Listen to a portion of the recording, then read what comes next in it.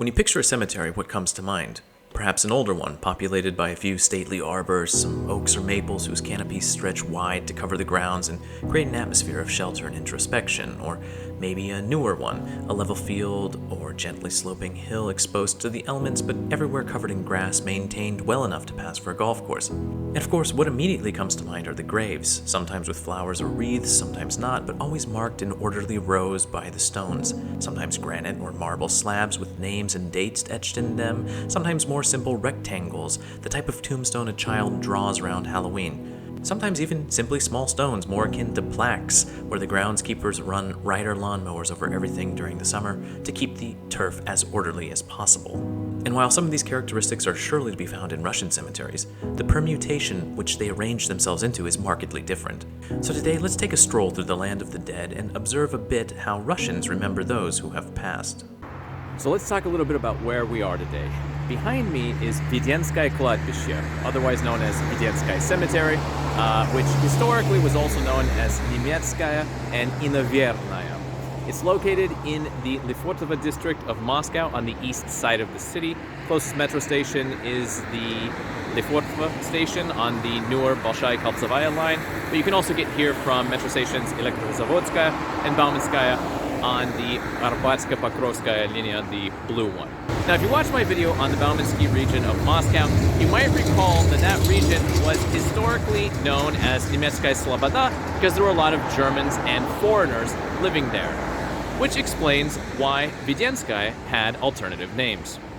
At the time of the cemetery's founding in 1771, the plague was running rampant through Moscow, claiming 800 souls a day. In total, 200,000 would shuffle from this mortal coil.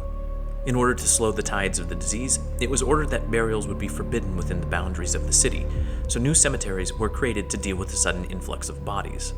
One of these was placed on Vvedenskoye Gory, across the river from the German quarter.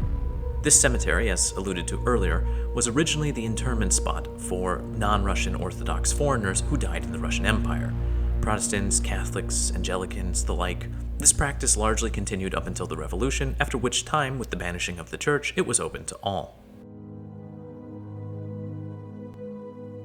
The first thing that you'll notice upon entering a Russian cemetery are the fences. As far as you can see in any direction, the undulating rows of headstones are nearly eclipsed by the more numerous sections of metal bars surrounding the various plots, as though people were worried of something escaping. Fear not, though, for these fences are not a way to keep the undead penned up and at bay. They're merely a way to make sure that each plot is clearly defined. See, space in cemeteries in Russian cities is usually hard to come by, and as such, it's not cheap. In fact, a grave space in Moscow these days can run as much as a small apartment. So to make sure the neighbors don't nibble away at one's plot, these iron deterrents are erected. Next, you've probably noted the headstones.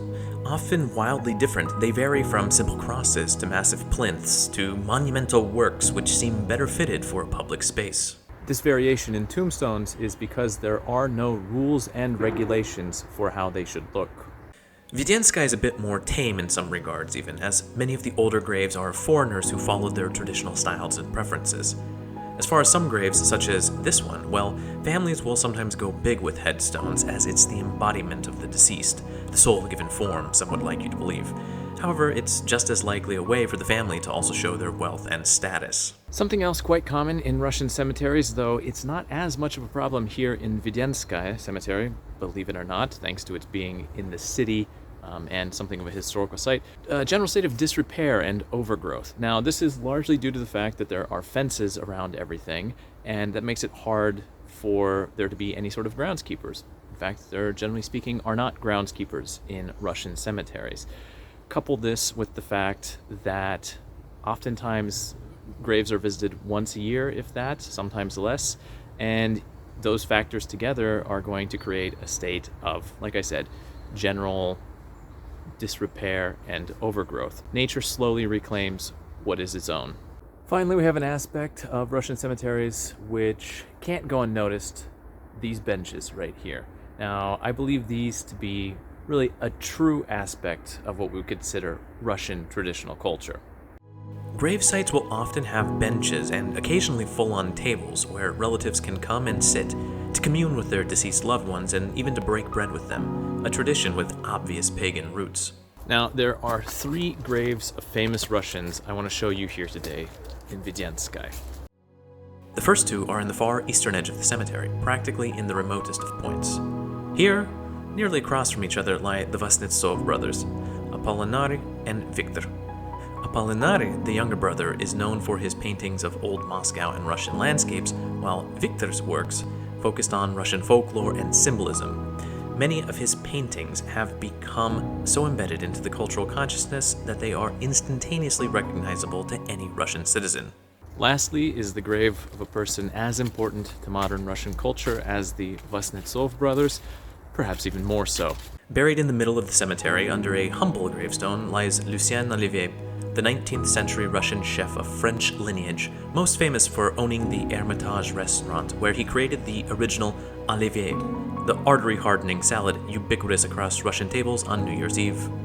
Granted, the modern version of the dish likely differs significantly from the original, though it's hard to say as Lucien took the recipe to the grave, but Russians still have him to thank for one of the country's signature dishes. There are a few reasons why I brought us out here today to Vvedenskoye Cemetery. First of all, it's one of the oldest cemeteries in Moscow today, and for that reason it has more of a solemn historical atmosphere. The age factor also means that there aren't many burials happening here anymore. This in turn explains one of the other reasons. There's a welcome lack of ostentatious gravestones. Most people who come to visit Moscow, and even people who live here their whole lives, visit only cemeteries their relatives are buried in, obviously.